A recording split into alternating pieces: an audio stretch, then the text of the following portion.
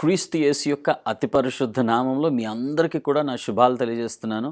మరొకసారి ఇట్టి రీతిగా మిమ్మల్ని కలుసుకోవడానికి దేవుడు నాకు ఇచ్చిన కృపను బట్టి ఆయనకు కృతజ్ఞతాస్తుతులు చెల్లిస్తున్నాను. దేవుని వాక్య ధ్యానంలోనికి వెళ్ళక మునుపు చిన్న ప్రార్థన చేసుకుందాం. ప్రేమ కలిగిన మా పరలోకపు తండ్రి, నీకు వందనాలు, నీకు స్తుతులు, నీకు స్తోత్రాలు చెల్లిస్తున్నామయ్యా. నీవిచ్చిన ఈ శ్రేష్టమైన సమయాన్ని బట్టి నీకు వందనాలు తెలియజేస్తా ఉన్నాం. నన్ను నీ వాక్యపు వెలుగులో నువ్వు మమ్మల్ని నడిపించే దేవుడువు, మా విశ్వాస లోపములు ఎరిగిన వాడుగా నాయన మాకు ఏది అవసరమో నాయన ఏ రీతిగా నాయన మేము నీ పోలికలకు మార్చబడతామో ఎరిగిన దేవుడవు నీకు వందనాలు. గనుక ఒక ప్రత్యేకమైన రీతిలో నేడు మేము ధ్యానించబోతున్న ఈ వాక్యం ద్వారా నువ్వు మాతో మాట్లాడమని వేడుకుంటున్నాం. నేను మా జీవితాల్లో అద్భుతమైన కార్యాలను జరిగించండి. అల్పుడును అయోగ్యుడునైన నన్ను నీ సిలువు చాటును మరుగుపరిచి నీవు మా అందరితో కూడా మాట్లాడి మహిమ పొందమని యేసు క్రీస్తు ప్రశస్త నామములో ఈ కొద్ది మనవులు వేడుకొనిచున్నాము తండ్రి, ఆమేన్. అపోస్తుల కార్యముల గ్రంథం 1వ అధ్యాయం 8వ వచనం ఈ విధంగా చెప్తూ ఉన్నది. ఆయనను పరిశుద్ధాత్మ మీ మీదకి వచ్చినప్పుడు మీరు శక్తి నొందెదరు గనుక మీరు యెరూషలేములోను యూదయ సమరయ దేశములు అంతటను బుదిగంతముల వరకు నాకు సాక్షులై ఉందురని వారితో చెప్పాను. క్రీస్తు యేసు ప్రవచన పూర్వకమైన వాగ్దానంతో కూడిన అద్భుతమైన మాటలు శిష్యులతో ఆయన చెప్పడం మనం చూస్తూ ఉన్నాం. ఈ మాటల నెరవేర్పు అపోస్తుల కార్యాల గ్రంథం 2వ అధ్యాయంలో మొదలుకొని 28వ అధ్యాయం చివరి వరకు కూడా ఆ మాటల నెరవేర్పును మనం చూస్తాం.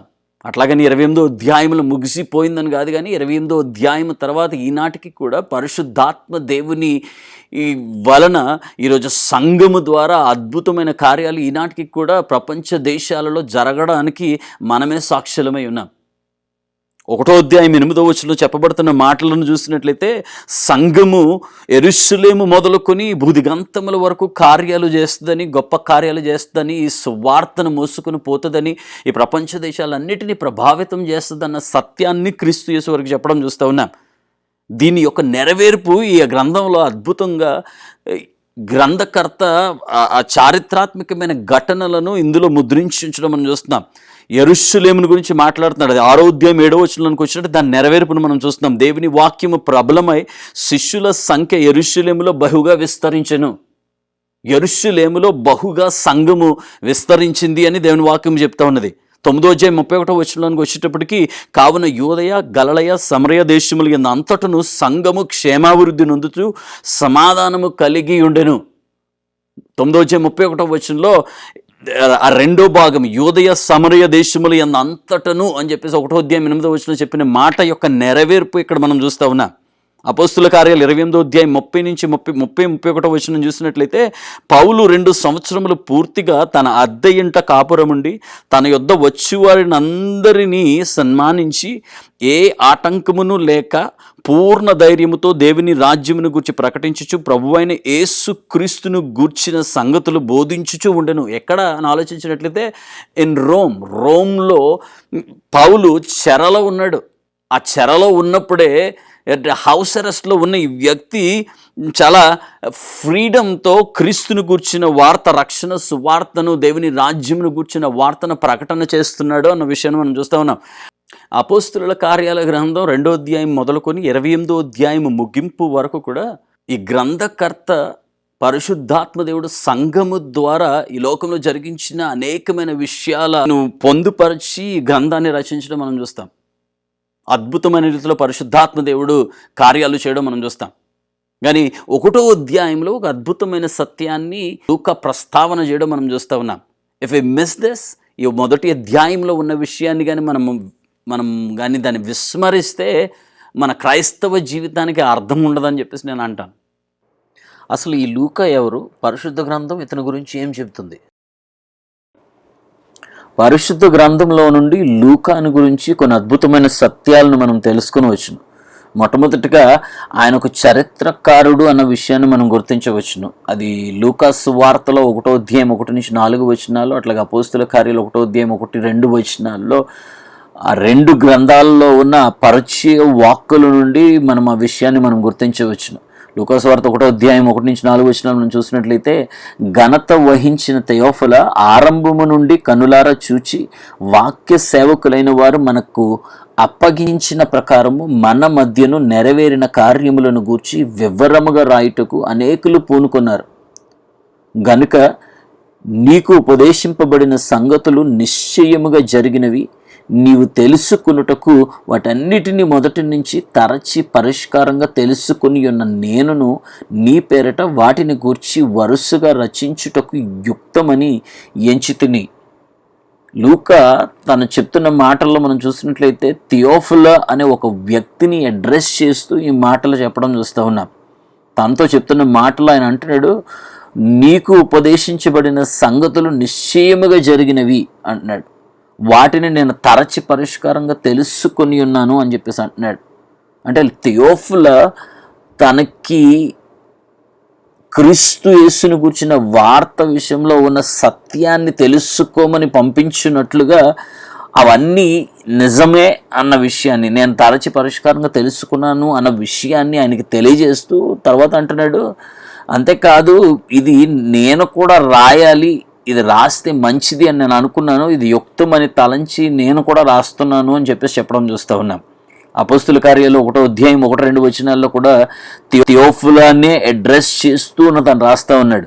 యేసు తాను ఏర్పరచుకున్న అపోస్తులకు పరిశుద్ధాత్మ ద్వారా అప్పగించిన తరువాత ఆయన పరమునకు చేర్చుకొనబడిన దినము వరకు ఆయన చేయుటకును బోధించుటకును ఆరంభించిన వాటన్నిటిని కూర్చిన మొదటి గ్రంథమున అన్నాడు. అంటే ఏంటంటే లూకాసు వార్తలో నేను రచించి ఉంచాను అని చెప్పేసి చెప్పడం చూస్తూ ఉన్నాం.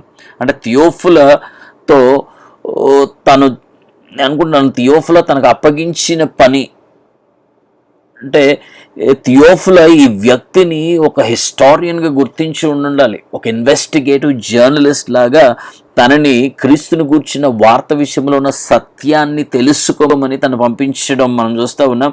గనుక అందుకోసమే ఈ 2 పరిచయ వాక్కులలో ఆ విషయాన్ని తను చెప్పడం మనం చూస్తూ ఉన్నాం. కనుక ఈ 2 భాగాలు మనం చూసినట్లయితే ఒక చరిత్రకారునిగా లూకాను మనం గుర్తించవచ్చును. రెండోదిగా మనం చూసినట్లయితే ఒక వైద్యుడు అన్న విషయాన్ని మనకు అర్థమవుతుంది.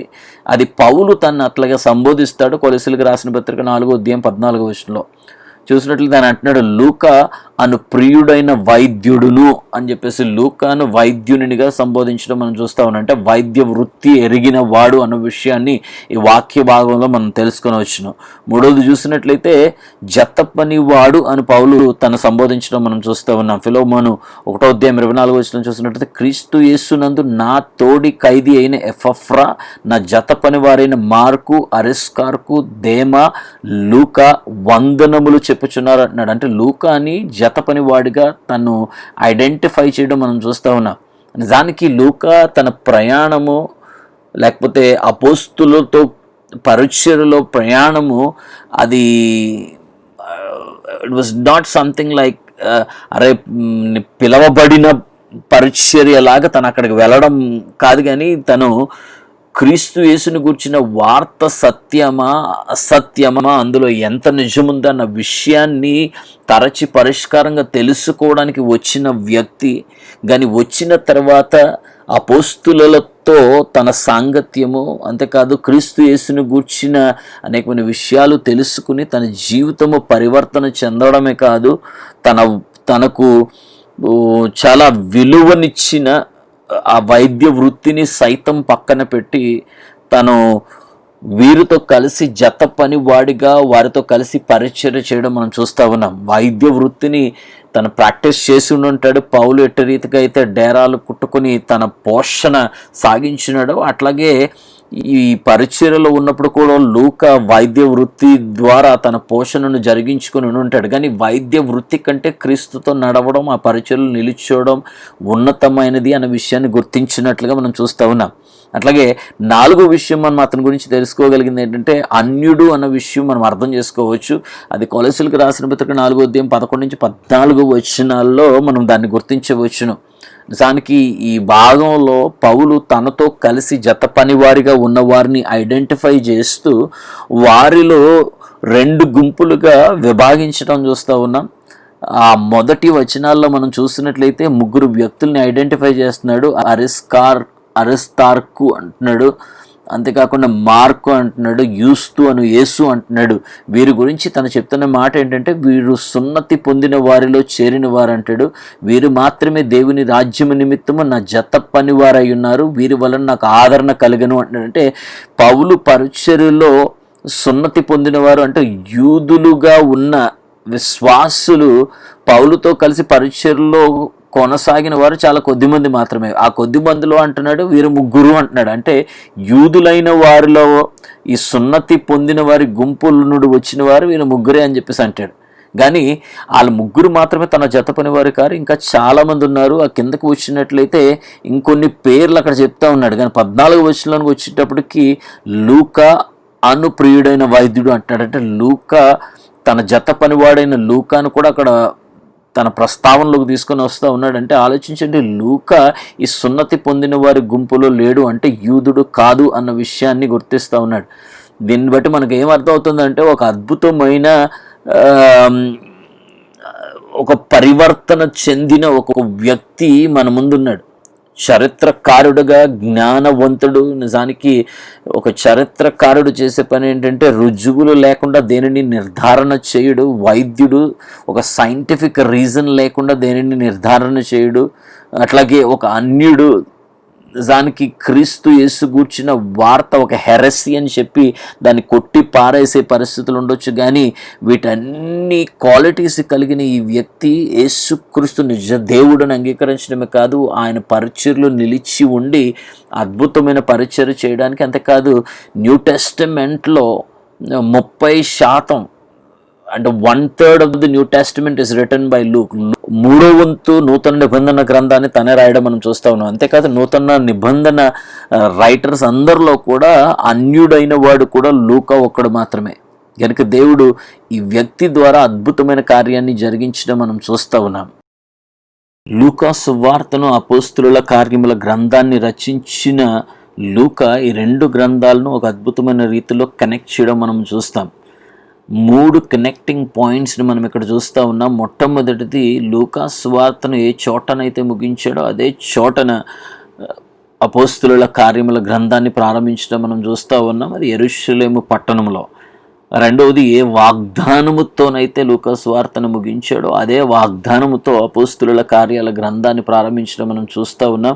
ఆ వాగ్దానం ఏంటంటే పరిశుద్ధాత్మ శక్తిని మీరు పొందుకుంటారని క్రీస్తు శిష్యులతో పలికిన మాటలు. మూడవది క్రీస్తు శిష్యులకు ఇచ్చిన ప్రణాళిక, మీరు సమస్త దేశంలో నాకు సాక్షులై ఉందురని క్రీస్తు శిష్యులను ఉద్దేశించి పలికిన మాటలతో లూకా సువార్తను ముగించాడు. అపోస్తుల కార్యాల గ్రంథాన్ని కూడా ఆ మాటలతోనే ప్రారంభించడం మనం చూస్తూ ఉన్నాం. ఈ మాట మనం చూస్తున్నట్లయితే సేమ్ ప్లేస్, అదే చోటు. లూకా సువార్త 24వ అధ్యాయాన్ని యెరూషలేము పట్టణంలో ముగించడం మనం చూస్తూ ఉన్నాం. లూకా సువార్త 24వ అధ్యాయం 49వ వచనంలో మనం చూసినట్లయితే, ఇదిగో నా తండ్రి వాగ్దానం చేసినది మీ మీదకి పంపుచున్నాను, మీరు పైనుండి శక్తి పొందు వరకు పట్టణములో అంటున్నాడు. అంటే పట్టణములో నిలిచి ఉండుడి అని వారితో చెప్పాను. పట్టణము అనగా యెరూషలేము పట్టణంలో నిలిచి ఉండమని క్రీస్తు పలుకుతున్న మాటలు మనం చూస్తూ ఉన్నాను. అపోస్తుల కార్యాల గ్రంథం 1వ అధ్యాయం 4వ వచనం చూసినట్లయితే, అయినను వారిని కలుసుకుని ఇలాగూ ఆజ్ఞాపించిన, మీరు యెరూషలేము నుండి వెళ్ళక నా వలన వినిన తండ్రి యొక్క వాగ్దానము కొరకు కనిపెట్టుడి అంటున్నాడు. మీరు యెరూషలేము నుండి వెళ్ళక అంటున్నాడు. యెరూషలేము పట్టణము నుండి వెళ్ళొద్దని చెప్తున్నాడు. అంటే అదే చోటన లూకా సువార్తను ముగించాడు, అదే చోటన అపోస్తుల కార్యాలు ప్రారంభించడం మనం చూస్తూ ఉన్నాం. రెండో ప్రామిస్, అదే వాగ్దానాన్ని మనం చూస్తూ ఉన్నాం. యేసుక్రీస్తు చూస్తూ ఉన్నాం. యేసుక్రీస్తు శిష్యులను ఉద్దేశించి పలికిన మాటలు, పరిశుద్ధాత్మ మీ మీదకి వచ్చినప్పుడు మీరు శక్తిని పొందుకుంటారు అన్న మాటలతో లూకా సువార్తను ముగించాడు. అదే మాటలతో అపోస్తుల కార్యాలను ప్రారంభించడం మనం చూస్తూ ఉన్నాం. లూకా సువార్త 24వ అధ్యాయం 49వ వచనం చూసినట్లయితే, ఇదిగో నా తండ్రి వాగ్దానము చేసినది మీ మీదకి పంపుచున్నాను, మీరు పైనుండి శక్తి శక్తి పొందు వరకు పట్టణములో నిలిచి ఉండడి అంటున్నాడు. పైనుండి శక్తి అంటే వాగ్దానాన్ని క్రీస్తు శిష్యులకు ఇవ్వడం మనం చూస్తూ ఉన్నాం. అదే వాగ్దానంతో మరలా తిరిగి అపోస్తుల కార్యాలను ప్రారంభించడం మనం చూస్తూ ఉన్నాం. 1వ అధ్యాయం 8వ వచనం చూసినట్లయితే, ఆయనను పరిశుద్ధాత్మ మీ మీదకి వచ్చినప్పుడు మీరు శక్తి నొందెదరు గనుక మీరు యెరూషలేములోను యూదయ సమరయ దేశములు అంతటను బుదిగంతముల వరకు నాకు సాక్షుల యుందురని వారితో చెప్పాను. మీ మీదికి పరిశుద్ధాత్మ మీ మీదకి వచ్చినప్పుడు మీరు శక్తి నొందెదరు అంటున్నాడు. అదే వాగ్దానము లూకా సువార్త ముగింపులో చూస్తున్నాం. అదే వాగ్దానము అపోస్తుల కార్యాల ప్రారంభంలో మనం చూస్తూ ఉన్నాం. And the third thing is the ప్రణాళికను మరలా ప్రస్తావన చేస్తూ ఉన్నాడు. యేసుక్రీస్తు తన శిష్యులను ఉద్దేశించి పలికిన మాటలు భూమి మీద ఉన్న సమస్త జనములలోనికి సువార్త వెళ్తుందని, దానికి సాక్షులుగా మీరే ఉంటారు అని క్రీస్తు పలికిన మాటలది. లూకా సువార్త 24వ అధ్యాయం 47 వచనాలు చూసినట్లయితే, యెరూషలేము మొదలుకొని సమస్త జనములలో ఆయన పేరిట మారు మనసును పాప క్షమాపణను ప్రకటించబడని వ్రాయబడి ఉన్నది. ఈ సంగతులకు మీరే సాక్షులు అంటున్నాడు. యెరూషలేము మొదలుకొని సమస్త జనములలో మీరు సాక్షులుగా నిలుస్తారని శిష్యులకు తన ప్రణాళికను క్రీస్తు తెలియచేయడం మనం చూస్తూ ఉన్నాం. అదే మాటలు మనం అపోస్తుల కార్యాల్లో 1వ అధ్యాయం 8వ వచనం చూస్తాం. ఆయనను పరిశుద్ధాత్మ మీ మీదకి వచ్చినప్పుడు మీరు శక్తి నొందెదరు గనుక మీరు యెరూషలేములోను యూదయ సమరయ దేశములు అంతటను బుద్ధిగంతముల వరకు నాకు సాక్షుల యుందురని వారితో చెప్పెను. యెరూషలేములో యూదయ సమరయ దేశములు అంతటను నాకు బుద్ధిగంతముల వరకు నాకు సాక్షుల యుందురు అని చెప్పేసి క్రీస్తు చెప్తున్న మాటలు మనం చూస్తూ ఉన్నాం. ఈ కనెక్షన్ని చూపించడం ద్వారా లూకా మనకి ఏం తెలియజెప్పాలని ఆశపడుతున్నాడు. లూకా సువార్తలో ఏదైతే ముగించాడో, ఎలా అయితే ముగించాడో అట్లాగే అపోస్తుల కార్యాలు ప్రారంభించాడు. అంటే he's trying to tell something. రెండాటికి ఉన్న కనెక్షన్ ఏంటి అన్న విషయాన్ని, లేదా క్రీస్తు బ్రతికి ఉన్నప్పుడు జరిగిన కార్యాలకి, క్రీస్తు వెళ్ళిపోయిన తరగతి జరిగిన కార్యాలకి ఒక అద్భుతమైన ఒక కనెక్షన్ ఉందని చెప్పేసి అంటాడు. కనెక్షన్ ఏంటి అన్న విషయాన్ని ప్రస్తావన చేస్తూ ఉన్నాడు. ఏం చెప్పాలనుకుంటున్నాడంటే, మొదటి 2 వచనాలు మనం చూసినట్లయితే అపోస్తుల కార్యాలు 1వ అధ్యాయంలో మొదటి 2 వచనాలు మనం చూసినట్లయితే, ఓ థెయోఫిలా, యేసు తను ఏర్పరచుకున్న అపోస్తులకు పరిశుద్ధాత్మ ద్వారా ఆజ్ఞాపించిన తర్వాత ఆయన పరమునకు చేర్చుకొనబడిన దినము వరకు ఆయన చేయుటకును బోధించుటకును ఆరంభించిన వాటన్నిటిని గూర్చి నా మొదటి గ్రంథమును రచించి తిని అంటున్నాడు. ఏమంటున్నాడు తెలుసా? అసలు మొదటి గ్రంథం అంటే లూకాసు వార్తలో ఏంటి ఉంది, అందులో ఉన్న విషయం ఏంటంటున్నాడంటే, యేసుక్రీస్తు చేయుటకును బోధించుటకును ఆరంభించిన వాటన్నిటిని నేను అందులో పొందుపరిచి ఉంచాను అని చెప్పేసి అంటున్నాడు. అని ఈ మాట చెప్పి ఇంక continuous launches into what is happening, అక్కడ జరుగుతున్న విషయాలను గురించి చెప్పడం ప్రారంభించాడు. అంటే ఏం చెప్తాడంటే, ఈ మాటకు అర్థం ఏమిటంటే, క్రీస్తు ప్రారంభించినది లూకాసు వార్తలో ఉంటే అపోస్తుల కార్యాల గ్రంథంలో ఏముంది అంటే, క్రీస్తు కొనసాగిస్తున్న వాటిని గురించి నేను చెప్తున్నాను అని చెప్పేసి తను చెప్పడం మనం చూస్తూ ఉన్నాం. 9వ వచనంలోకి వచ్చేటప్పటికి ఈ మాటలు చెప్పి అంటున్నాడు. ఏ మాటలు చెప్పి? ఆయనను పరిశుద్ధాత్మ మీ మీదకి వచ్చినప్పుడు మీరు శక్తి నొందెదరు గనుక మీరు యెరూషలేములోను యూదయ సమరయ దేశములు అందటను బోధిగంతముల వరకు నాకు సాక్షుల యుందురని శిష్యులతో చెప్పిన తరువాత, ఆ మాట పలికిన తర్వాత ఆలోచించండి. It is a promise, it is not yet fulfilled. ఇంకా జరగలేదు, అది ఇంకా పూర్తి కాలేదు అది. కానీ క్రీస్తు ఆ మాట చెప్పిన తర్వాత వారు చూచుచుండగా ఆయన ఆరోహణమాయను అంటున్నాడు. అప్పుడు వారి కన్నులు కనబడకుండా ఒక మేఘం ఆయనను కొనిపోయాను. అంటే ఎక్కడికి తీసుకుని వెళ్ళిపోయాడంటే, ఆయన పరమునకు చేర్చబడడం గురించి మనం చూస్తూ ఉన్నాం. దాని తర్వాత మనం అపోస్తుల కార్యాల గ్రంథం అంతా వెతికినా సరే ఎక్కడ కూడా క్రీస్తు భౌతికంగా కార్యాలు చేయడం మనం చూడం. Is no more. కానీ లూకా అంటున్నాడు, క్రీస్తు కొనసాగిస్తున్న కార్యాలను గూర్చిన చారిత్రాత్మకమైన ఘటనలు ఇవి అని చెప్పేసి ఆయన చెప్తా ఉన్నాడు. This is an historical record of what Jesus is still doing in this world. ఈ లోకంలో ఇంకా చేస్తున్న కార్యాల గురించి మాట్లాడుతూ ఉన్నాడు. నిజానికి 28వ అధ్యాయంలో ముగించబడలేదు, కానీ ఈనాటికి కూడా సంఘము ద్వారా క్రీస్తు ఎటువంటి కార్యాలు చేస్తున్నాడు ఈనాటికి కూడా మనం చూస్తూనే ఉన్నాం. ఆయన చేస్తున్న కార్యాలను మనం చూస్తూనే ఉన్నాం. కనుక ఈ ప్రయత్నంలో తను చెప్తున్న మాట ఏంటంటే, మరి ఎట్లాగా, how is it telling that Jesus is still doing it? ఎట్లా చేస్తున్నాడు? యేసుక్రీస్తు తనకు చక్కని మాట చెప్తా ఉన్నాడు. యోహాను సువార్త 16వ అధ్యాయంలో క్రీస్తు పలుకుతున్న ఒక చక్కని మాట మనం చూసినట్లయితే, ఆయన ఇంకా సిలువకు అప్పగించబడక మునుపు చెప్తున్న మాటలు ఇవి. ఆయన అంటున్నాడు 16వ అధ్యాయం 7వ వచనంలో, అయితే నేను మీతో సత్యమును చెప్పుచున్నాను అన్నాడు. నేను వెళ్ళిపోవటం వలన, ఎక్కడికి వెళ్ళిపోవటం వలన? మరణం గురించి కాదు మాట్లాడుతాను ఆయన.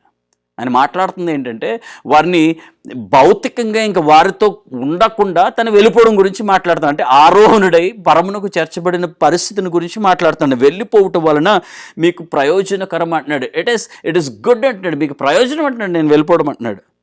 నేను వెళ్ళని ఎడలా అంటే ఒకవేళ నేను వెళ్ళకపోతే ఆదరణకర్త మీ యొద్దకు రాడు అంటున్నాడు. ఆదరణకర్త అంటే పరిశుద్ధాత్మదేవుడు. ఏ వాగ్దానం గురించి అయితే 1వ అధ్యాయం 8వ వచనంలో క్రీస్తు పలుకుతూ ఉన్నాడో, లూకాసు వార్త 24వ అధ్యాయంలో క్రీస్తు తెలియజేస్తూ ఉన్నాడో ఆ వాగ్దానము లేకపోతే పరిశుద్ధాత్మ దేవుని యొక్క సన్నిధిని గురించి పరిశుద్ధాత్మ దేవుడు రాడు అన్న విషయం తెలియజేస్తూ ఉన్నాడు. ఈయన వెళ్ళడం ఇంపార్టెంట్ అన్నాడు. బికాస్ ఇఫ్ హీ గోస్, ఆయన వెళ్తే ఆయన వస్తాడట. నేను వెళ్ళిన ఎడల ఆయన మీ వద్దకు పంపుదును అంటున్నాడు. ఐ విల్ సెండ్ హిమ్ అంటున్నాడు. నేనే పంపిస్తాను ఆయనని మీ దగ్గరికి అని చెప్పేసి చెప్పడం చూస్తున్నాం. అంటే క్రీస్తు చెప్తున్న మాటల్లో ఆలోచించండి. ఏమంటున్నాడంటే అంటే ఫర్ మీ టు గో, నేను వెళ్ళిపోతే ఆదరణకర్త వస్తాడు, ఆయన రావడం వలన మీకు ప్రయోజనం అని చెప్పేసి అంటున్నాడు. ఎటువంటి ప్రయోజనం? ఎలాంటి ప్రయోజనం వస్తుంది? యోహాను సువార్త 14వ అధ్యాయం 12వ వచనంలో యేసుక్రీస్తు ఒక చక్కని మాట చెప్తా ఉన్నాడు. ఈ మాట మనం చూసినట్లయితే ఆయన అంటున్నాడు, నేను తండ్రి యొద్దకు వెలుచున్నాను. ఇక్కడ కూడా మాట్లాడుతుంది దేనికోసం అంటే ఆరోహణుడే పరమునకు చేర్చబడడం గురించి మాట్లాడుతూ ఉన్నాడు. తండ్రి దగ్గర వెలుచున్నాను కనుక నేను చేయు క్రియలు నా యందు విశ్వాసం ఉంచేవాడు నువ్వు చేయను అంటున్నాడు. అంటే క్రీస్తు యేసునందు విశ్వాసం ఉంచేవాడు అంటే నీవు నేను ఈ కార్యాలు చేస్తామంటే ఎట్లాంటి కార్యాలు చేస్తామంటే ఏం చేశాడు ఆయన కార్యాలు? నీటిపైన నడిచాడు ఆయన. 5 రొట్టెలు 2 చేపలతో 5,000 మందికి భోజనాన్ని పెట్టినవాడు ఆయన. చనిపోయి 3 రోజులు సమాధిలో ఉన్న లాజరును బయటకు తీసుకుని వచ్చినవాడు ఆయన. ఏం చెప్తున్నాడు? ఆయన చేసిన కార్యాలు ఎట్లాంటివి ఆలోచించండి. మన ఊహకు అందనివి కార్యాలు ఇవి. అట్లాంటి కార్యాలు ఎవరు చేస్తారంటే మీరు చేస్తారని చెప్పేసి అంటున్నాడు.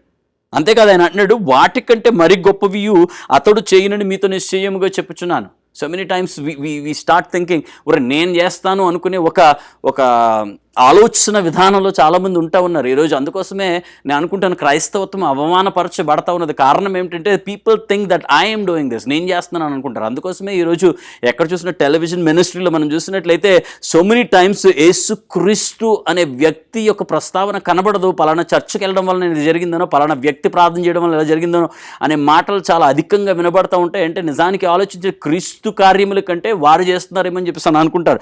ఆలోచించండి, what does he mean by that? యేసుక్రీస్తు ఈ మాటలు చెప్తూ ఉంటే అర్థం ఏమిటంటే ఆయన చెప్తుంది ఏంటంటే ఆయన వెలుపోటుతో పరిశుద్ధాత్మ దేవుడు వస్తాడు, ఆదరణకర్త వస్తాడు. ఆదరణకర్త రావడం ద్వారా జరిగే విషయం ఏంటంటే వాట్ డస్ హీ డూ? ఆయన ఏం చేస్తున్నాడు తెలుసా? He brings the presence of Jesus. యేసుక్రీస్తు యొక్క ఇన్డ్వెల్లింగ్ ప్రెజెన్స్ని నీ జీవితంలోనికి నా జీవితంలోనికి ఆయన తీసుకొని వస్తాడు. క్రీస్తు సన్నిధిని నువ్వు అనుభవిస్తావు టు ద ఫుల్, పరిపూర్ణంగా సంపూర్ణంగా క్రీస్తు యొక్క సన్నిధిని నువ్వు అనుభవిస్తావు. అందుకోసమే ఏం జరుగుతుందంటే గనుక క్రీస్తు కార్యాలు ఇంకా కొనసాగుతూనే ఉంటాయి. ఎట్లాగంటే ఆయన చేసిన కార్యాలు ఇంకా కొనసాగుతూనే ఉంటాయి. ఆయన భౌతికంగా ఇక్కడ ఉన్నప్పుడు జరిగిన కార్యాల కంటే గొప్ప కార్యాలు జరుగుతూనే ఉంటాయి. కారణం ఏమిటంటే Jesus in you will work those things. నీలో ఉన్న క్రీస్తు ఆ కార్యాలను ఇంకా ఆయన చేస్తూనే ఉంటాడు. అంటే లూకా చెప్తున్న మాటలు అర్థం ఏంటంటే మొదటి అధ్యాయంలో చెప్తున్న మాట ఏంటంటే ఇట్ ఈస్ ద హింజ్. నిజానికి ఆలోచించినట్లయితే అంటే యేసుక్రీస్తు ఒక తలుపు తిరగాలంటే అటు ఇటు ఆడాలి అంటే ఆ హింజ్ ఉంటుంది. అది చాలా ప్రాముఖ్యమైనది. అది లేకపోతే తలుపు అటు ఇటు ఆడదు. కనుక ఏంటంటే ఈ క్రీస్తు భౌతికంగా ఉన్నప్పుడు జరిగిన కార్యాలకి 2వ అధ్యాయం మొదలుకొని సంఘం ద్వారా పరిశుద్ధాత్మ దేవుడు జరిగిస్తున్న కార్యాలకి మధ్యలో ఒక హింజ్ ఉంది. ఆ హింజ్ ఏంటంటే 1వ అధ్యాయంలో చెప్తా ఉన్నాడు, Jesus Christ is the driving force. అంటే సంఘము దాని కార్యాలకు కారణం ఏమిటంటే సంఘము ఒకప్పుడు దాకుని ఈ ప్రాణాన్ని బిక్కుబిక్కుమంటూ ఉన్న ఆ శిష్యులు ఒక్కసారిగా భూమిని తలక్రిందులు చేసేవారుగా మారడానికి కారణం ఏమిటంటే it is not the mission. వారికి అప్పగించిన పని కాదు, వారి జీవితంలో ధైర్యాన్ని తీసుకుని వచ్చి పరుగులు పెట్టేటట్లు చేయడానికి కారణమైంది ఏంటంటే it is Jesus was the driving force. యేసుక్రీస్తే చోదక శక్తిగా ఆయన ఉన్నాడు. సంఘము ఈరోజు ఒక అద్భుతమైన రీతిలో కార్యాలు చేయగలుగుతూ ఉందంటే క్రీస్తు దానికి కారణమై ఉన్నాడు. అందుకోసమే గలతీ 2 కొరింథీయులకు రాసిన పత్రిక 5వ అధ్యాయం 17వ వచనం, ఎవడైనను క్రీస్తు యందు ఉన్న ఎడలట వాడు నూతన సృష్టి, పాతవి గతించెను, ఇదిగో క్రొత్త వాయును అని చెప్పేసి అంటున్నాడు. Everything is new. ఒకప్పుడు నీ ఉన్న పరిస్థితి వేరు, క్రీస్తును కలిగి ఉన్నప్పుడు అద్భుతమైన పరిస్థితులు. అందుకోసమే he shows what Jesus is. యేసుక్రీస్తు ఎవరు అన్న విషయాన్ని అద్భుతమైన రీతిలో అక్కడ లూకా మనకి చూపించడం మనం చూస్తూ ఉన్నాం. యేసుక్రీస్తుని గురించి చెప్తూ ఆయన ఎవరని చెప్పేసి అంటున్నాడు. 1వ అధ్యాయం 3వ వచనంలో చూసినట్లయితే హీ షోస్ హిమ్, ఆయన అన్నాడు చూడండి, ఆయన శ్రమ పడిన తరువాత ఏం చేసినట్టు తెలుసా, ఆయన 40 దినముల వరకు వారి కగపడుచు దేవుని రాజ్య విషయములను గుర్తి బోధించు అనేక ప్రమాణములను చూపి వారికి తన్ను తాను సజీవునిగా కనపరచుకొని అన్నాడు. ఇక్కడ ఏం చెప్తున్నాడు తెలుసా, అంటే ఆయన శ్రమ పడిన తర్వాత, అంటే శ్రమ పడ్డం అంటే కొరడా దెబ్బలు తినడం గురించి కాదు, మేకులు చేతుల గురించి కాదు. శ్రమ పడ్డం అంటే ఆలోచించండి, after going to the cross and dying there, అంటే సిలువ మీదకి వెళ్ళి ఆయన మరణించడం గురించి మాట్లాడుతాడు. అంటే శ్రమపడి ఆయన సిలువ మరణమును పొందిన తరువాత ఆయన చేసిన కార్యం ఏమిటంటే, and he rose from the dead, పునరుత్థానుడైన వచ్చిన క్రీస్తు 40 days అట, 40 దినాలు వాళ్ళు కనబడుతూ ఉన్నాడట, దేవుని రాజ్యంను గురించిన విషయాలను బోధించాడట. అంతేకాకుండా అనేక ప్రమాణములను అన్నాడు. ప్రమాణములను అంటే అర్థం ఏమిటంటే, ఇంగ్లీష్లో ఉంది he gave them many convincing proofs అట. అంటే ప్రమాణములు అంటే అర్థం ఏమిటంటే విశ్వసనీయమైన రుజువులను వారికి చూపించి, దేనికి రుజువులు చూపించాడంటే వారికి తన్ను తాను సజీవుని, అంటే తన సజీవుడు అన్న విషయాన్ని వారికి తెలియజేయడానికి he was there with them for 40 days, రుజువులను చూపిస్తూ ఆయన సజీవుడు అన్న విషయాన్ని వారికి తెలియజేశాడు. అంటే లూకా చెప్పాలనుకున్న విషయం ఏమిటంటే, he's telling Jesus is not a dead saviour, మృతి పొందిన రక్షకుడు కాదైన, హీ ఇస్ పునరుద్ధానుడైన రక్షకుడు, ఆయన మరణమును జయించిన రక్షకుడు ఆయన. ఈరోజు నీ జీవితంలో ఒక సత్యాన్ని నేను తెలియజేయాలనుకుంటున్నాను. అంటే ఒకప్పుడు మరణ భయముతో దాక్కున్న శిష్యులకు అవసరమైన సత్యం ఏమిటో తెలుసా, వారిలో మార్పు చెందడానికి కారణం ఏమిటో తెలుసా? దిస్ ఇస్ బికాస్ లైక్ ఏ మరణం అయితే వారిని భయములోనికి నెట్టేసిందో, ఏమవుతుందో దిక్కుతోచని పరిస్థితుల్లో నెట్టేసిందో, క్రీస్తు యేసు మరణాన్ని జయించి వారి ముందుకు రాగానే వారి జీవితంలో they immediately new like death can do nothing to them, వారిని ఏమీ చేయలేదన్న విషయం వారికి అర్థమైంది. ఈరోజు నేను అంటాను, ఈ COVID-19 వలన ఈరోజు మన అందరం కూడా అదే భయంలోకి వెళ్ళాం. ఈరోజు ఎట్లాంటి పరిస్థితుల్లో ఉన్నామంటే, దేన్ని ముట్టుకుంటే ఏమొస్తుందో అనే భయం, ఎవరి దగ్గరికి వెళ్తే ఏం జరుగుతుందో అనే భయం, మరణ భయము మనల్ని వేధిస్తూ ఉన్నది. ఆలోచించినట్టయితే ఎక్కడికైనా వెళ్ళాలంటే నాకు తెలుసు కొంచెం మంది ఇంటిలోంచి బయటికి అడుగు పెట్టడానికి కూడా భయపడుతున్నారు చాలామంది. నేను ఒక నేను కలిసి వారి గురించి నేను ప్రార్థన చేస్తున్నారు, వారితో కలిసి కొంచెం సమయాన్ని గడిపి వారి గురించి ప్రార్థన ఏమన్నా చేయాలని నేను అడుగుతూ ఉన్నప్పుడు ఆయన అంటున్నాడు, నాకు ప్రార్థన కంటే ఒక ధైర్యము చెప్పే ఒక మాట కావాలి మాకు, నా భార్య భయపడిపోతుంది జరుగుతున్న పరిస్థితుల గురించి. అంటే ఇవిడ ఏడుస్తూ ఉంది, ఏడుస్తుంది, కంటిన్యూస్గా ఏడుస్తూ ఉన్నది. బయటికి వచ్చేటప్పుడు ఆ ఆవిడని ఇంట్లో ఉంచడానికి భయపడుతున్నాడు. కారణం అంటే ఏమన్నా చేసుకుంటుందేమని భయం. ఎందుకోసమంటే ఈ COVID-19 అలాంటి పరిస్థితుల్లోకి తనని నెట్టేసింది. భయంకరమైన పరిస్థితుల మధ్యలో ఉన్నాం, భయం మనల్ని వేధిస్తూ ఉన్నది. మరణ భయం మనల్ని ఈరోజు COVID-19 రూపంలో రావచ్చు, ఒకవేళ నీ జీవితంలో ఒక క్యాన్సర్ రూపంలో ఉందేమో నీ జీవితంలో, maybe something else, death is something else, ఇంకొక రూపంలో ఏదో ఒక రూపంలో నీ జీవితంలో, it could be AIDS, it could be something else, ఏదో ఉండొచ్చు, ఏదో ఒక రీతిగా మరణము నిన్ను భయపెడతా ఉన్నదేమో. ఈరోజు ఒక సత్యాన్ని మీ ముందు ఉంచుతాను నేను.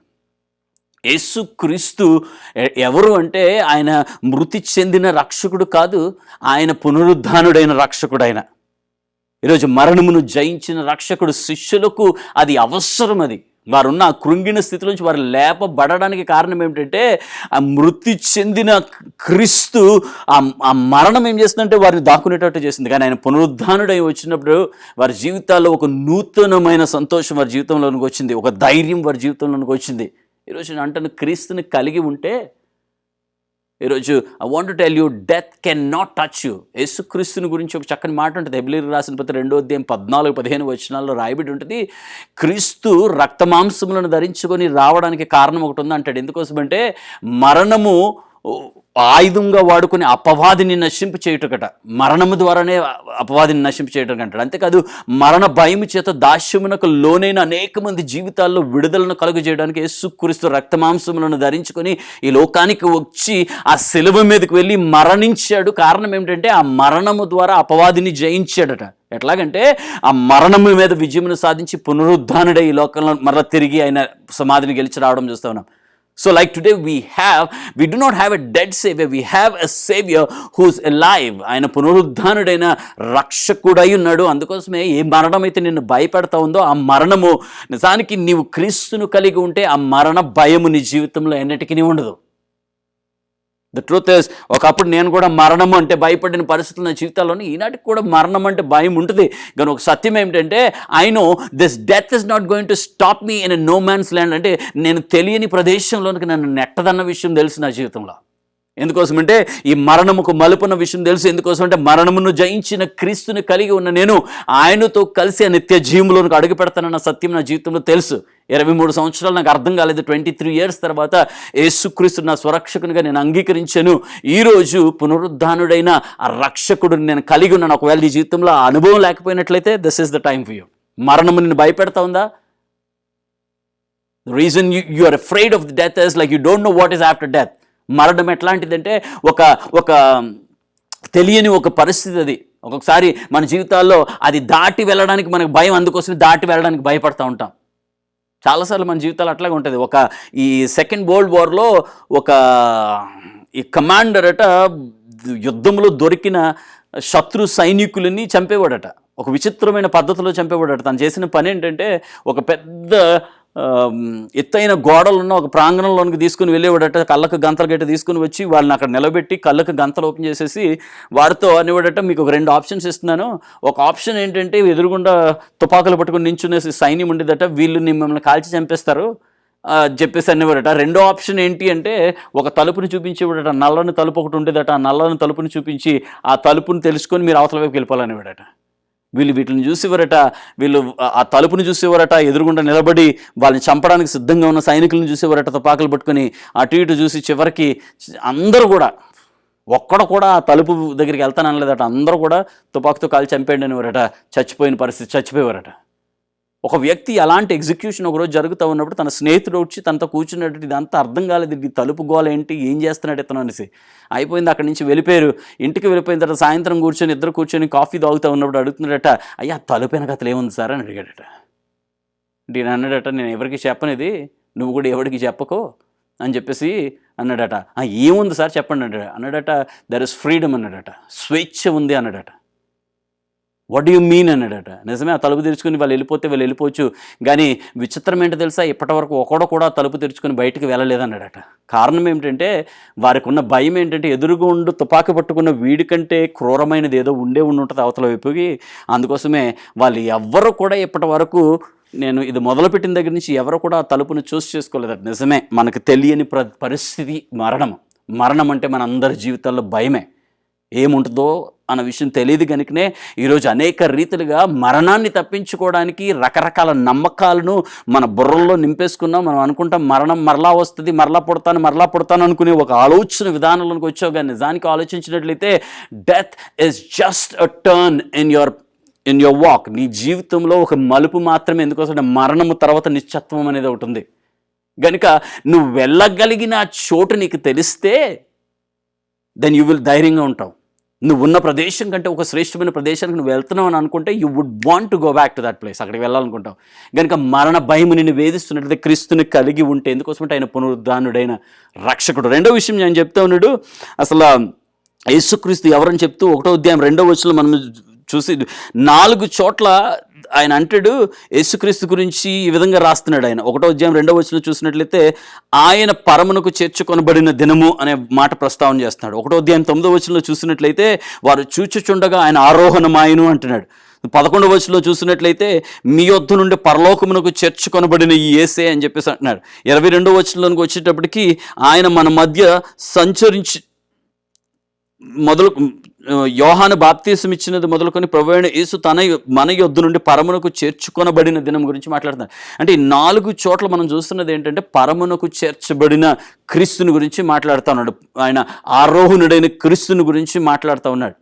అంటే ఏం చెప్తా ఉన్నాడంటే, ఈయన ఎవరని అంటున్నాడంటే, క్రీస్తు ఎవరని చెప్తున్నాడంటే, ఆయన ఆరోహణుడై పరమునకు చేర్చబడిన, అంటే లేకపోతే ఆయన గురించి చెప్తున్నాడు ఘనత నొందిన ప్రభువుగా చూపిస్తూ ఉన్నాడు. ఎక్కడున్నాడు ఈయన అంటే, ఫిలిప్పీలకు రాసిన పత్రికలో మనం చూస్తాం 2వ అధ్యాయంలో 9-11 వచనాలు చూసినట్లయితే, అందుచేతను పరలోకమందున్న వారిలో కానీ, భూమి మీద ఉన్న వారిలో కానీ, భూమి క్రింద ఉన్న వారిలో కానీ, ప్రతివాని మోకాలును యేసు నామమును వంగునట్లు, ప్రతివాని నాలుకయు తండ్రి అయిన దేవుని మహిమార్థమై యేసుక్రీస్తు ప్రభువుని ఒప్పుకొనున్నట్లును దేవుడు ఆయనను అధికముగా హెచ్చించెను అన్నాడు. ప్రతి నామమునకు పైనామముగా పైనామమును ఆయనకు అనుగ్రహించినన్నాడు. అయితే క్రీస్తు ఈరోజు ఎక్కడున్నాడు తెలుసా? He seated on that throne. He seated right next to his father. తండ్రి కుడిపార్శ్వమున కూర్చున్నాడు ఆయన సింహాసనసీనుడైన క్రీస్తు. ఆయన పరమునకు చేర్చుకొనబడిన తర్వాత he's seated on that throne. అంటే ఆయన సింహాసనసీనుడిగా కూర్చున్నాడు. ఆయన అంటే అత్యున్నతమైన స్థితిలో ఆయన ఉన్నాడు. అన్ని నామముల కంటే ఘనమైన నామము కలిగిన వాడుగా ఆయన ఉన్నాడు. ఆయన దేవుని చేత హెచ్చింపబడిన వాడిగా ఉన్నాడు. ఈరోజు ప్రతి నాలుక ఆయన దేవుడిని ఒప్పుకుంటుందని, ఆయన ప్రతి మోకాలు ఆయన ఎదుట వంగుతుందన్న విషయం గురించి ప్రస్తావన చేయడం మనం చూస్తూ ఉన్నాం. అంటే క్రీస్తు ఈరోజు ఎవరని చెప్తున్నాడంటే, లూకా చెప్తున్న మాటలో ఏంటంటే 4 సార్లు ఆయన ప్రస్తావన చేస్తున్నాడు ఆరోహణుడైన వాడని, ఆయన పరమునకు చేర్చబడిన వాడన్న విషయాన్ని పదే ఆయన ఎందుకు రిపీట్ చేస్తాడంటే, is telling is the exalted lord అని చెప్తున్నాడు. ఆయన ఏంటంటే ఘనత నొందిన ప్రభు అంటున్నాడు. అంటే హీ ఈజ్ ఇన్ కంట్రోల్. సింహాసనం మీద కూర్చున్నాడు. ఆలోచించండి, ఈరోజు COVID-19 ఈ వైరస్ గురించి ఆలోచించండి. ఏం జరుగుతుందో మనకు అర్థం కాదు. ప్రభుత్వాలు ఎటువంటి నిర్ణయాలు తీసుకుంటున్నాయో మనకు అర్థం కావట్లేదు. ఏం చేస్తున్నారో, ఎలా ఉంటుందో తెలియదు. తీసుకున్న నిర్ణయం కరెక్టో కాదో తెలియని పరిస్థితులు ఉన్నాయి. అన్కంట్రోల్డ్ పరిస్థితులు మనం చూస్తూ ఉన్నాం ప్రపంచ దేశాలన్నిటిలో కూడా. నిజానికి ఆలోచించినట్లయితే ఎంత ఎఫిషియెంట్ వ్యక్తులైనా సరే వాళ్ళు తీసుకునే నిర్ణయాల్లో నెమ్మది లేదు. ఇబ్బందికరమైన పరిస్థితులు మనం ఎదుర్కొంటూ ఉన్నాం. ఒకరికి మంచి జరగవచ్చు, ఇంకొకరికి ఇబ్బంది కలుగుతూ ఉన్నది. కనుక ఏ నిర్ణయం సరైనది కాదు.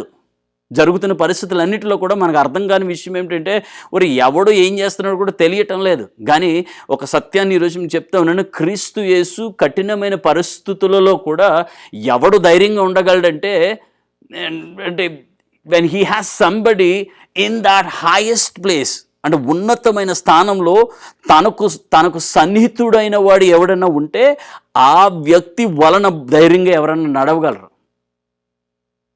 లూకా ఈ మాటలు చెప్తా ఉన్నప్పుడు క్రీస్తు యేసుని గురించి మాట్లాడుతూ ఆయన అత్యున్నత సింహాసనం మీద ఉన్నవాడిగా వారికి పదే వాటిని జ్ఞాపకం చేయడంలో నేను అనుకుంటాను అది కూడా ప్రవచనపూర్వకమైన మాటలని చెప్పాలి. కారణం ఏమిటంటే, after few years from they, కొన్ని సంవత్సరాలు గడిచిన తర్వాత అండ్ ద చర్చ్ చాలా ఫాస్ట్గా ఎట్లాంటి పరిస్థితుల్లోకి వెళ్ళిపోయింది, కఠినమైన పరిస్థితుల్లోకి ప్రయాణం చేసింది. అండ్ గందరగోళ పరిస్థితుల్లోకి వెళ్ళడం మనం చూస్తాం. గందరగోళ పరిస్థితులు అంటే నిజానికి ఆలోచించినట్లయితే ఎంత కఠినమైన పరిస్థితులు అంటే, శ్రమలు వారి జీవితాల్లోకి రావడం చూస్తున్నాం. ఆ శ్రమ వారి జీవితంలోకి వచ్చినప్పుడు వారికి అవసరమైన సత్యం ఏమిటో తెలుసా, వారికి కావాల్సిన సత్యం ఏమిటో తెలుసా, ఏంటంటే ఈ కఠినమైన పరిస్థితుల్లో, నిలకడలేని పరిస్థితుల్లో, కన్ఫ్యూజింగ్ స్టేట్లో ఏం జరుగుతుందో కూడా అర్థం కాలేని పరిస్థితుల్లో, భవిష్యత్తు ఏంటో తెలియలేనప్పుడు మనకి కావలసిన ఒక ధైర్యాన్ని ఇచ్చే ఒక అద్భుతమైన సత్యం ఏమిటో తెలుసా, క్రీస్తు సింహాసనం మీద కూర్చుని ఉన్నాడన్న సత్యమే మనల్ని ముందుకు నడిపించేటట్లు చేస్తుంది. సంఘము శ్రమల గుండా ప్రయాణం చేసినప్పుడు ధైర్యంగా ఇంకా ముందుకు వెళ్ళడానికి కారణం ఏమిటో తెలుసా, శ్రమ ఇంకా విస్తరించేటట్లు చేయడానికి కారణం ఏమిటో తెలుసా, ఎప్పటికీ కూడా శ్రమ వచ్చినప్పుడల్లా సంఘము విస్తరిస్తూనే ఉంటుంది. ఎందుకు జరుగుతూ ఉన్నదంటే, శ్రమలో క్రైస్తవునికి లేదా క్రీస్తుని ఎరిగిన వానికి ఉన్న ధైర్యం ఏమిటంటే, ఆయన సింహాసనం మీద కూర్చున్నాడు. ఆయన ప్రపంచ దేశాలు లేదా ప్రభుత్వాలు ఎనీథింగ్ ఇన్ కమ్ అగైన్స్. రోమిల్ రాసిన పత్రిక 8వ అధ్యాయంలో రాయబడి ఉంటుంది. పౌలు అద్భుతమైన మాటలు చెప్తాడు. Nothing can separate us from the love of God. దేవుని ప్రేమ నుండి మనం వేరు చేయగలిగినది, ఎడబాపగలిగినది ఏదీ లేదంటాడు. ప్రభుత్వాలే వచ్చినా మన మీదకి, అధికారమే మన మీదకి ఎదురు తిరిగినా సరే మనల్ని నాశనం చేయడానికి ప్రయత్నిస్తే నథింగ్ కెన్ టచ్ యూ అంటున్నాడు. This is an amazing truth. అందుకోసమే లూకా అంటున్నాడు, ఆయన ఎవరో తెలుసా, ఆయన సింహాసనసీనుడైన ప్రభువుగా అతను చూపిస్తూ ఉన్నాడు. మూడోది చూసినట్లయితే ఆయన చెప్తా ఉన్నాడు, రాబోతున్న రాజుగా తనకు తెలియజేస్తున్నాడు. 1వ అధ్యాయం 10-11 వచనాలు చూసినట్లయితే, ఆయన ఆరోహణుడే వెళ్ళిపోయిన తర్వాత వీరు అలా చూస్తూ ఉన్నారట. ఆయన వెళ్ళిపోతూ ఉన్నప్పుడు వాడు చూసినట్లయితే, ఆయన వెలుచుండగా వారు ఆకాశము వైపుకు తేరి చూచుచుండరి. ఇదిగో తెల్లని వస్త్రములు ధరించుకుని 2 మనుషులు వారి యొద్ద నిలిచి, గలిలయ మనుషులారా, మీరెందుకు నిలిచి ఆకాశం వైపుకు చూచుచున్నారు? మీ యొద్ద నుండి పరలోకమునకు చేర్చుకొనబడిన యేసే ఏ రీతిగా పరలోకమును వెలుట మీరు చూచుతురో ఆ రీతిగానే ఆయన తిరిగి వచ్చునని వారితో చెప్పాను. Is coming back. అట్లానే ఆయన రాబోతున్నాడు అన్న విషయాన్ని తెలియజేస్తూ ఉన్నాడు. అంటే ఏం చెప్తా ఉన్నాడంటే, 2 things, 2 విషయాలు కనపడతాయి. ఆయన ఎట్లా అయితే వెళ్ళాడో అట్లానే రాబోతున్నాడు అని చెప్పేసి చూసినప్పుడు 1వ అధ్యాయం 6వ వచనంలో యేసుక్రీస్తును ఒక ప్రశ్న అడుగుతారు, ప్రభా, ఇజ్రాయేలులకు రాజ్యం నువ్వు అప్పచెప్తావా? రోమా సామ్రాజ్యాన్ని పతనం చేసి ఆ రాజ్యాన్ని ఇజ్రాయేల్ చేతికి నువ్వు అప్పచెప్తావా అని అడగడం మనం చూస్తాం. అంటే వీళ్ళు ఏమడుగుతూ ఉన్నారంటే, అయ్యా నువ్వు మరణాన్ని జయించావు, పునరుద్ధానుడై వచ్చావు గనుక నవ్ ఇస్ ద టైం అనుకున్నారు. ఏంటంటే చాలా ఫాస్ట్గా నువ్వేం చేస్తావు అంటే ఇజ్రాయేలు చేతికి ఆ రాజ్యాన్ని అప్పచెప్తావు, సుఖంగా సౌఖ్యంగా భూమి మీద మేము బ్రతకొచ్చు అనుకుని ఒక ఆలోచన విధానంలో ఉన్నారు. అంటే భౌతిక సంబంధమైన వాటిపై వారికి అనుదృష్టిని నిలపడం మనం చూస్తూ ఉన్నాం. And their question was that, అది ఎప్పుడు జరుగుతుందని అడుగుతున్నాడు. అప్పుడు క్రీస్తు అంటాడు, ఇది మీకు అవసరం లేదంటాడు, ఇప్పుడు తెలుసుకోవాల్సిన అవసరం ఏం లేదు మీకు అని చెప్పేసి అంటాడు. అప్పుడు సమాధానం చెప్పలేదు, కానీ ఈ 11వ వచనంలో సమాధానం అనుకుంటాను ఒక ఇండైరెక్ట్ ఆన్సర్ వారికి రావడం చూస్తూ ఉన్నాను. ఏంటంటే ఆ ఆన్సర్ ఏంటంటే Jesus is going to come back again, ఆయన తిరిగి రాబోతున్నాడు. ఎట్లా వస్తాడు? When he comes like a king. తన మొదటి రాక ఎట్లా వచ్చిందంటే గొర్రె పిల్లవలే వచ్చాడు, లోక పాపములను మోసుకుని పోవడానికి వచ్చాడు, మరణించడానికి వచ్చాడు. ఆయన సిలువ మీదకి వెళ్ళడం మనం చూస్తాం. But when he comes back again he does not come like this. అట్లా రాడైనా. ఎలా వస్తుంటే రాజుగా ఆయన తిరిగి రాబోతున్నాడు. ఎందుకోసమంటే తన రాజ్య స్థాపన జరుగుతుంది అని చెప్పేసి చెప్తా ఉన్నాడు. ఈ భూమి మీద ఆయన రాజ్యాన్ని స్థాపిస్తాడంటే, బట్ మోర్ దెన్ దాట్, అంతకంటే శ్రేష్టమైనది ఏంటంటే ఈస్ కమింగ్. యేసుక్రీస్తు అంటాడు, ఆయన ఇంకా భౌతికంగా శిష్యులతో కలిసి సంచరిస్తూ ఉన్నప్పుడు, ఆయన పరిచర్యలో పాలు పంచుకుంటూ ఉన్నప్పుడు ఆయన అంటాడు, ఐఎమ్ గోయింగ్ అంటాడు. నేను వెళ్తున్నాను, ఎందుకోసమంటే మీ కొరకు నేను గృహములను సిద్ధము నేను వెళ్తున్నాను, ఎందుకోసం నేను వెళ్ళి మరలా తిరిగి వస్తాను, మిమ్మల్ని తీసుకుని పోవడానికి నేను వస్తాను అంటాడు. అంటే there is a beautiful truth ఇక్కడ ఏంటంటే ఆయన ఎలా వస్తున్నాడంటే రాజుగా రాబోతున్నాడు. ఎందుకోసమంటే నిన్ను తీసుకొని పోవా. ఎక్కడికి అంటే భౌతికంగా ఉన్న ఈ పరిస్థితులకు మించిన ఒక శ్రేష్టమైన స్థలానికి నిన్ను తీసుకొని పోవడానికి వస్తున్నాడు అన్న సత్యాన్ని తెలియజేస్తున్నాడు. హెబ్రీయులకు రాసిన పత్రికలో 11వ అధ్యాయంలో 8వ వచనం నుంచి 10వ వచనం మనం చూసినట్లయితే అబ్రహాం గురించి, ఇస్సాకు గురించి, యాకోబు గురించి రాయబడి ఉంటుంది. అబ్రహాము, ఇస్సాకు, యాకోబులట దేవుడు వాగ్దానం చేసిన వాగ్దత్త భూమిలో వారు జీవించారట. అయినప్పటికీ కూడా వారు ఆ వాగ్దత్త భూమిలో ఉన్న పరిస్థితులను అనుభవిస్తూ కూడా గుడారాల్లో ఉన్నారట. ఎందుకోసం గుడారాల్లో ఉన్నారని చెప్పేసి అంటాడంటే అక్కడున్న వాటికంటే ఒక శ్రేష్టమైన పట్టణము వైపు వారికి అనుదృష్టిని నిలిపారంటారు. ఆ పట్టణానికి శిల్పియు నిర్మాణకుడు దేవుడు అని చెప్పేసి అంటారు. అంటే దేవుడు శిల్పియు నిర్మాణకుడు అయిన ఆ పట్టణము మీద వారికి అనుదృష్టిని నిలిపారట. అందుకోసమే భౌతిక సంబంధమైన ఆశీర్వాదం కంటే అక్కడికి వెళ్ళిపోవాలంటే ఎక్కడికి, పరలోక రాజ్యానికి చేరుకోవాలని ఒక ఆశట వారికి జీవితంలో ఉంది అని చెప్పేసి అంటాడు. ఇది క్రీస్తు మరణానికి ముందు కాదు, మరణానికి తర్వాత కాదు. ఇది ఆలోచించండి. రక్షణ కార్యం జరిగిన తర్వాత కాదు, long time ago, even before Jesus was born on this earth. భూమి మీద శరీరధారిగా ఆయన రాకమునుపు అనేక సంవత్సరాల క్రితం అబ్రహాం, ఇస్సాకు, యాకోబులట దే వర్ వెయిటింగ్. ఆ పరమునకు చేర్చబడడం గురించి వారు ఎదురు చూస్తున్నట్లుగా చూస్తున్నారు. భౌతిక దీవెనలు అవసరం లేదని చెప్పేసి అంటున్నాడు. ఈరోజు నాకు మాట చెప్తున్నాను, మనము ఎంత ప్రయాసపడి మన చుట్టూరున్న పరిస్థితులను బాగు చేసుకుంటూ సుఖంగా సౌఖ్యంగా చేసుకొని ఇక్కడ కలకాలం బ్రతికేద్దామని నువ్వు అనుకున్నా సరే, ఇంతకంటే ఒక శ్రేష్టమైన స్థలము నీ కొరకు దేవుడు సిద్ధం చేశాడు. ఆ స్థలమునకు తీసుకుని పోవడానికి ఆయన రాజుగా ఆయన రాబోతున్నాడు. ఆలోచించండి, శిష్యుల పరిస్థితులు ఎందుకు మరణాన్ని ఎదిరించి వారు నిలబడి పోరాడారు, ఎందుకు అనేక రీతులుగా శ్రమ వారి మీదకి వచ్చినప్పుడు విరుచుకుపడినప్పుడు ఎందుకు నిలవబడగలిగారు. ఒకప్పుడు యెరూషలేములోనే దాక్కోవడానికి నానా అవస్థలు పడిన వీరు యెరూషలేం కాదు, ఈరోజు ప్రపంచ దేశాలన్నిటినీ కూడా ప్రభావితం చేసే ఒక బలమైన సంఘముగా వారు అవతరించబడడానికి కారణం ఏమిటో తెలుసా? Because they know that this earth is not their home. ఈ లోకము వారి ఇల్లు కాదు, లేకపోతే వారి శాశ్వతమైన నివాసము కాదన్న విషయాన్ని వారు ఎరిగారు. ఎందుకోసమంటే they know their king is coming back. వారి రాజు ఆయన రాబోతున్నాడు, వారిని తీసుకుని మరలా ఆ పరమునకు తీసుకుని వెళ్ళిపోతాడన్న సత్యాన్ని ఎరిగారు. కనుక ఈ భూమి మీద ఉన్న ఆస్తి ఐశ్వర్యాలను కాపాడుకోవడానికి వారు ప్రయత్నం చేయలేదు, కానీ ఆ పరమునకు చేరడానికి మాత్రమే వారు ఎదురు చూస్తారు. ఈరోజు క్రీస్తును నువ్వు కలిగి ఉంటే, అపోస్తుల కార్యాలు 2వ అధ్యాయం నుంచి 28వ అధ్యాయం వరకు కూడా, అట్లాగే ఈనాటి వరకు కూడా సంఘము యొక్క ప్రయాణము ఈరోజు అట్ట రీతిగా సాగుతూ ఉన్నదంటే the reason is Jesus is that foundational truth. Jesus is that అంటే ఆ డ్రైవింగ్ ఫోర్స్, ఆయన ఆ చోదక శక్తిగా ఉన్నాడు. ఆయన ఈరోజు ఒక అద్భుతమైన పరివర్తన వారి జీవితంలో రావడానికి కారణం ఏంటో తెలుసా? క్రీస్తు యేసు అయి ఉన్నాడు.